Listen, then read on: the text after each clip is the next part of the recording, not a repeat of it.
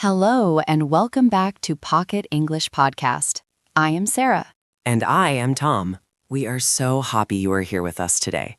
This is the place where you can learn English in your pocket whenever you have a few minutes to spare. Today, we have a very special episode for you. It is practical, it is simple, and you can use it tomorrow morning. Tom, let me ask you a question. When you wake up in the morning, what is the first thing you think about? Do you think about coffee? Do you think about your phone? Or do you think about how tired you are? That is a good question, Sarah. Usually, I am just a zombie. I walk to the kitchen, I make coffee, and I do not think about anything. Or if I'm trying to practice a new language, I try to think sentences, but I get stuck. I look for a spoon and I think, how do I say spoon in Spanish or French? And then I get frustrated and I stop. Exactly. That is the problem we want to solve today. We call it the morning trap. You wake up, your brain is still sleepy, and you immediately start translating from your native language. You think, I need a spoon, and then you try to translate that word. That is slow. We want you to stop translating and start thinking directly in English. Today, we are going to teach you a technique called the kitchen monologue. A monologue is when one person speaks. In this case, that person is you, speaking inside your head. We are going to give you a script for the first 10 minutes of your day. We will break it down into 3 simple steps: the setup, the action, and the census.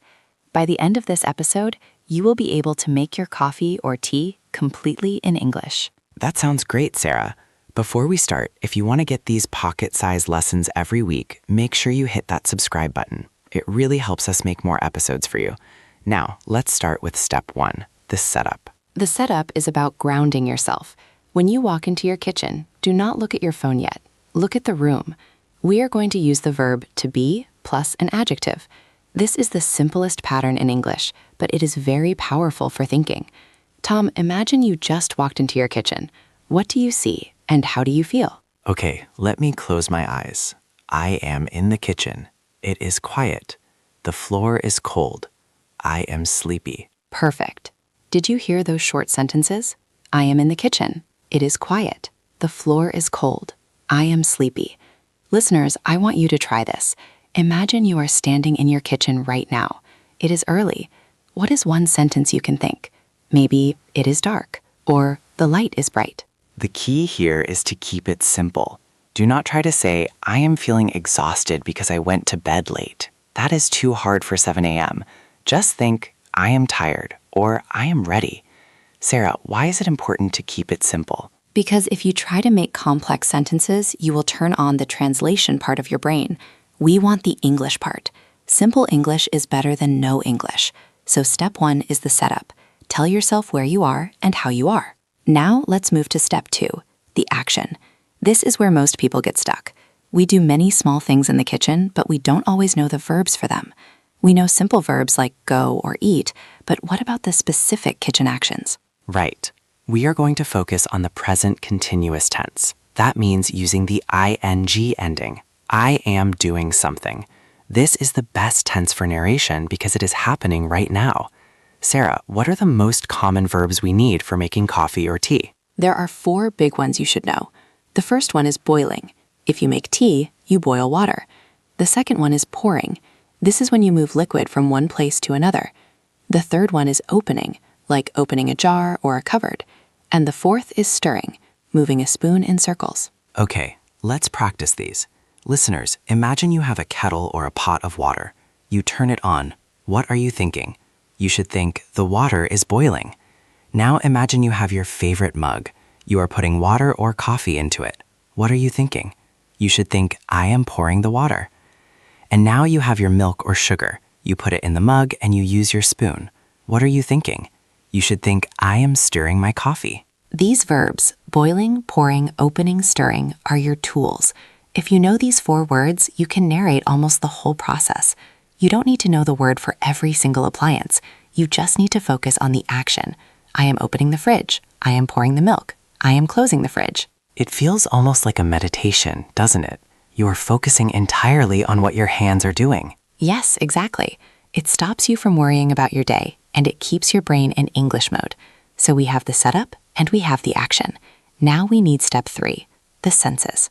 This is my favorite part. The senses are about what you feel, smell, and taste. This makes the language feel real. It's not just grammar, it's life. We are going to use the patterns it smells like and it tastes like. So, the coffee is ready. You lift the mug to your nose. Don't just drink it. Think about it. Sarah, what could we think here? You could think, it smells fresh. Or if you like strong coffee, it smells strong. If you are making toast, maybe it smells good. And then you take that first sip, the best moment of the morning. What do you think then? It tastes hot. It tastes bitter. Or maybe it tastes sweet. Let's try a practice round with the listeners. I will give you a situation, and you think of the sentence using a sense word. Ready? You just took a bite of a lemon. What do you think? You might think it tastes sour. Now, imagine you just poured hot chocolate. You smell it. What do you think? You might think it smells sweet, or it smells chocolatey. So we have our three parts. The setup, I am tired. The action, I am pouring coffee.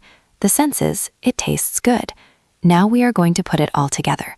This is the kitchen monologue. Tom and I are going to act out a full morning scene. I want you to listen to the flow. Notice how we connect the ideas. We are not rushing. We are just thinking. Okay, I am ready. It is 7 a.m. I am walking into the kitchen. Here are my thoughts. I am in the kitchen. It is very quiet. The floor is cold on my feet. I am opening the cupboard. I am taking my mug. Now I am boiling the water. The water is hot.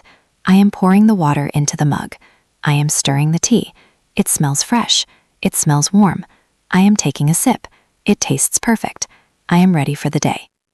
That was excellent. It was simple, calm, and 100% English. Listeners, did you notice that Tom did not use any difficult words?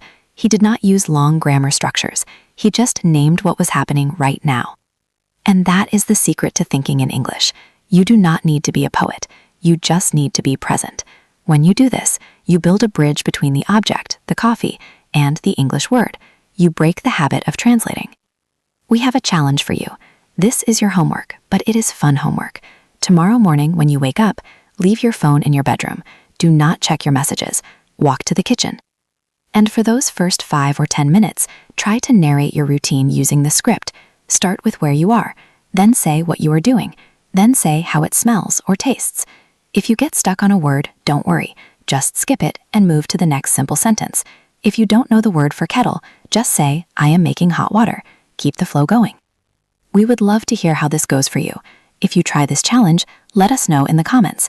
Tell us one sentence you thought of while making your breakfast. And if you found this lesson helpful, please give us a like. It tells us that you want more practical, pocket-sized routines like this one. Maybe next time we can do a monologue for your commute or your walk to work. Thank you so much for listening to Pocket English Podcast.